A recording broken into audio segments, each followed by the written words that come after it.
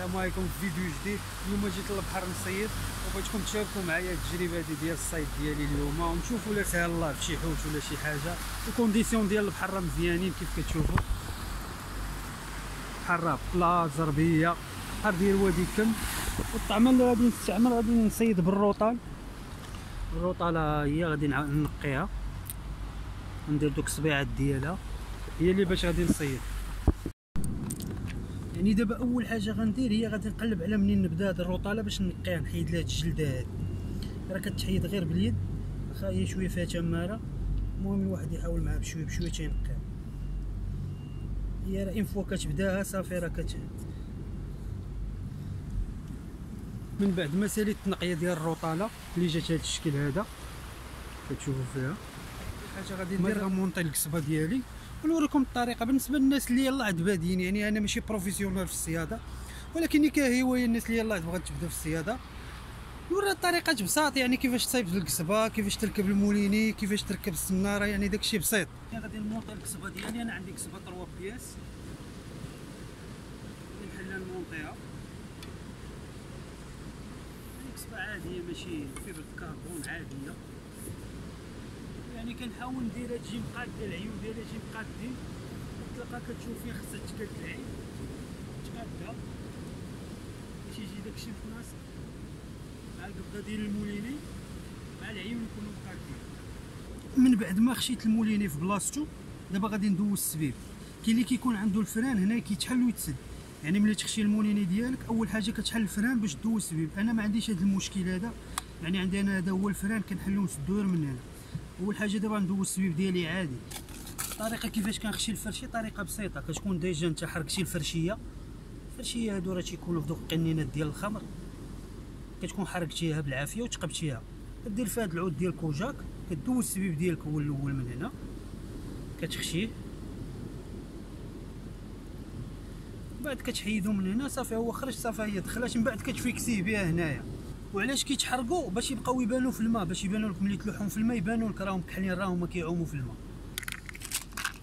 ثاني حاجه هي نركب هاد الخرصه هادي كتسمى الخوريدوري، هكا مسمينها هكا باش كنشريوها كنركبوها هادي، حيت كيبقاو يدور، كتركب هنا السناره وهنا كتركب مع السبيب وكيبقاو يدوروا باش ملي كهدم الا كانت شي حاجه صحيحه ولا غليظه باش ما تقطعش، يعني كتعاون في طريقه التركاب ديالها ساهله. كتخشي السبيب كتجر، انا هذه الطريقه اللي كندير، كاينين عده طرق، انا هذه الطريقه اللي كندير.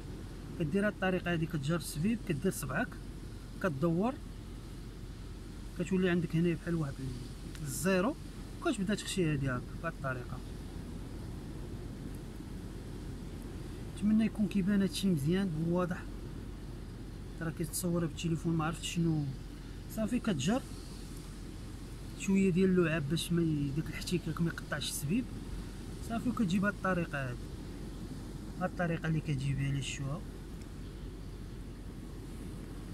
صافي كتنقص.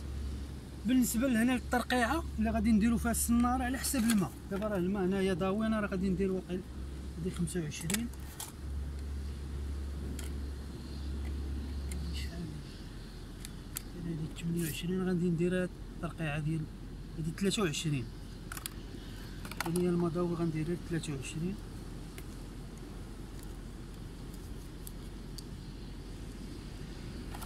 لا تقطع بسناني، راه نورمالمون راه كاين المقص ديال الضفار هو باش يتقطع، حنا دابا ولفنا هاد القضيه نقطعو بسناننا.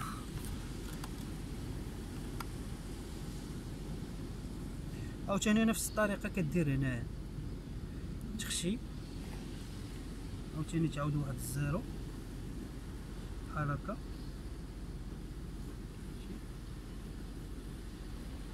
تخشي الزيرو صافي، كدير واحد الخمسة دورات ولا 6 ولا على حساب.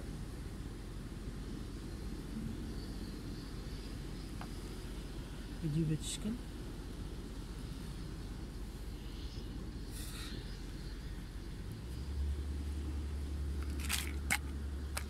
دابا السناره اللي غندير انا عندي سنانر صغار ما عندي سنانر كبار.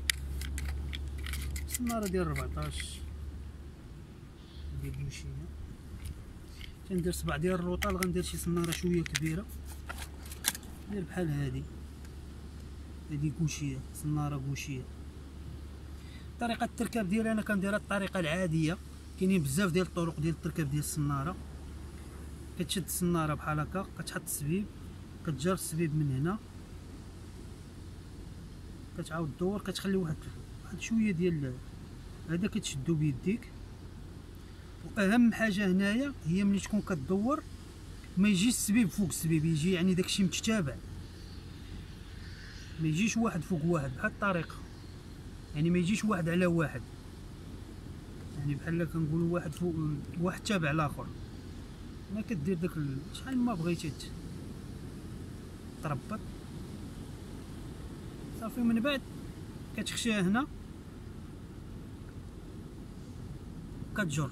الى الملاحظه دائما هاد السبيب في الصناره ما يجيش هنا القدام، ما يكونش في هاد الشكل على هاد الشكل، لا خصو يجي في هاد الجهه اللور، يجي من هنا بهاد الشكل هذا، خصو يكون ما يجيهاش القدام.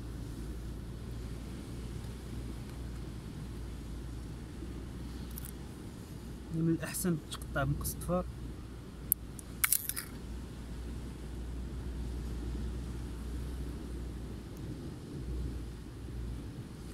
هي الصناره راه ركبناها، نتمنى تكون كتبان لكم مزيان.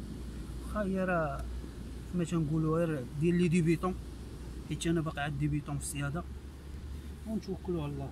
دابا غادي نزيد واحد التقاله هنا، التقاله ديال اللون. التقاله الدور ديالها راه باين، يعني ما غاديش نحتاجو نشرحوه، باش يبقى السبيب في الماء لتحت.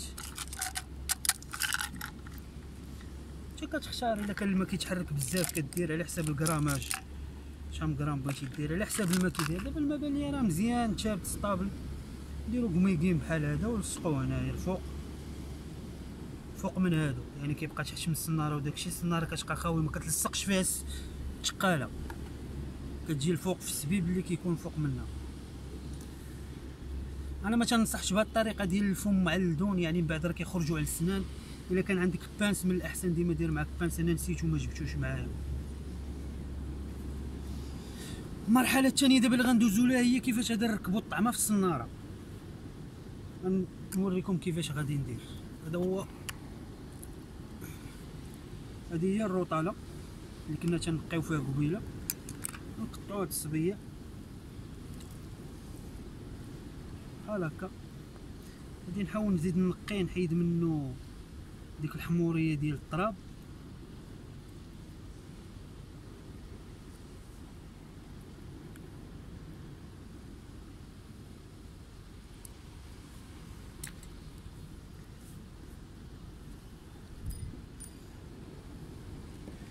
غادي نخشوه من هنا من الراس.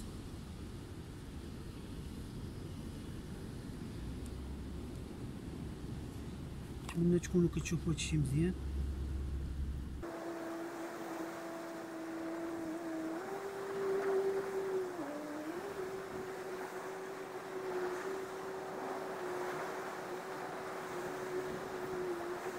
نحاولوا ندخلوه كامل في السبيب، شي بهاد الطريقه كيجي تبارك الله.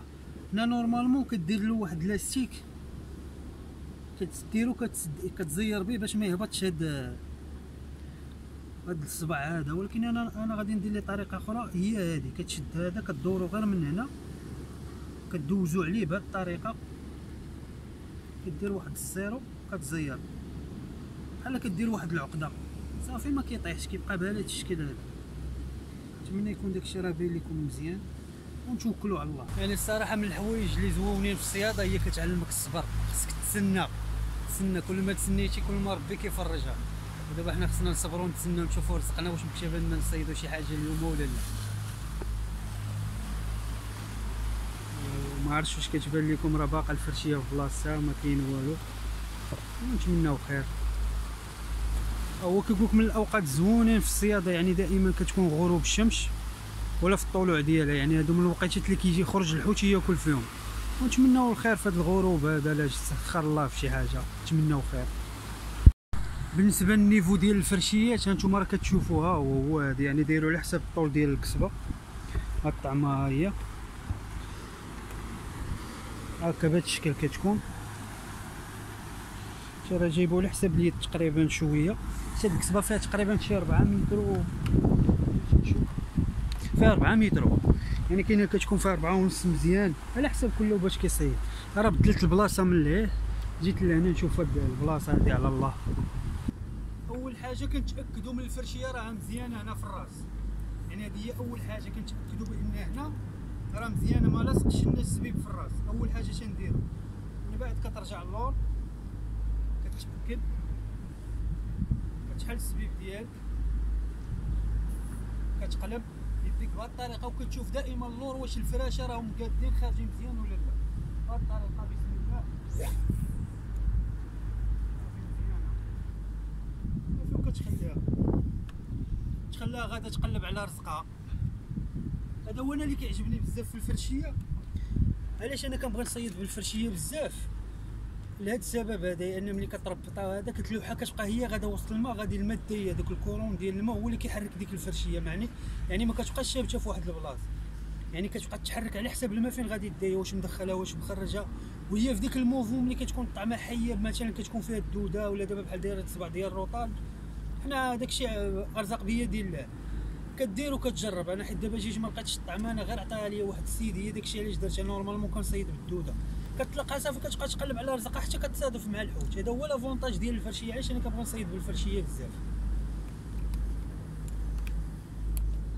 وما كذبوش اللي قالوا البحر كيجيب الجوع، صراحه جاني الجوع بغيت نوجد شي بريريد ديال اتاي. راني جايب معايا العده ديالي بريريد المسائل ونعيشوا مع هذا المنظر هذا ديال غروب الشمس.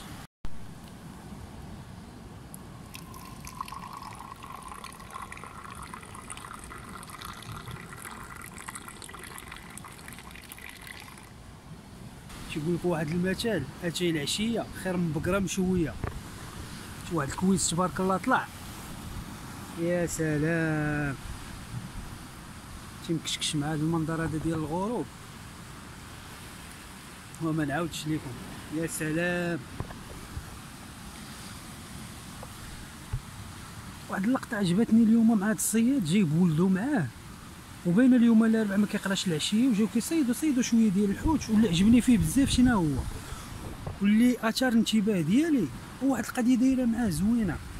جايب لي دوفوار ديالو تيخدمهم معاه هنايا في البحر وميم طون كيصيد راه مفوج عليه وكيخدم التمارين ديالو. يعني هذه فكره واعره، يعني تجيب ولدك معاك يدوز معاك العشيه وميم طون تجيب ليه لي دوفوار ديالو يخدموهم. تبارك الله عليه، والله الا تنحييه من هذا المنبر هذا، تبارك الله عليه. عجبتني هذه الفكره ديالو والله. الشمس راه غربات دابا وراه قريب يطيح الظلام. غادي نجمع الماتيريال ديالي باش نمشي. الحمد لله دوزت عشيه زويونه، ما جابش الله الحوت ماشي مشكل. المهم غير هاد الجلسه وهاد الراحه النفسيه تكفي، يعني تقلب عليها بالفلوس ما تلقاهاش. الفيديو الجاي ان شاء الله غيكون على بوزروك، غادي نوريكم الطريقه كيفاش تجمعوا بوزروك، كيفاش طيبوه، كيفاش تنقيوه، يعني كيفاش تختاروا السلعه المزيانه ديال بوزروك من السلعه العيانه، من السلعه اللي كتكون في الكونجيلاتور وكتخرج تباع. يعني كاع دوك المعلومات نحاول نبارطاجيها معكم، يعني كاع دوك المعلومات اللي كنعرف شويه على بوزروك داك الشيء غادي نحاول نبارطاجيها معكم. نتمنى يعجبكم الفيديو، ما تنساوش تابوناو، تخليو لنا كومونتير زويون وتفعلوا الجرس وتهلاو في راسكم. راه الكزبره باقي ملونسيها مازال ما ساخيش، راني بدلت البلاص. راه الفرشيه ديالي راه لهيه كيعوموا لهيه ربما فد، حيت في بحال هاد البلايص هادو كيكون كيعوم الشرغو كيعوم الحوت دائما. فين ما كتشوف الكشكوشه كيكون الماء محرك، يعني كيكون في هاد البلايص الحوت، يعني معروفه عند الصياده هادي. انا راه داير الفرشيه ديالي راهم غير تما، ونتمناو خير واحد نزيدو واحد 15 دقيقه ولا هذا ونتحركوا.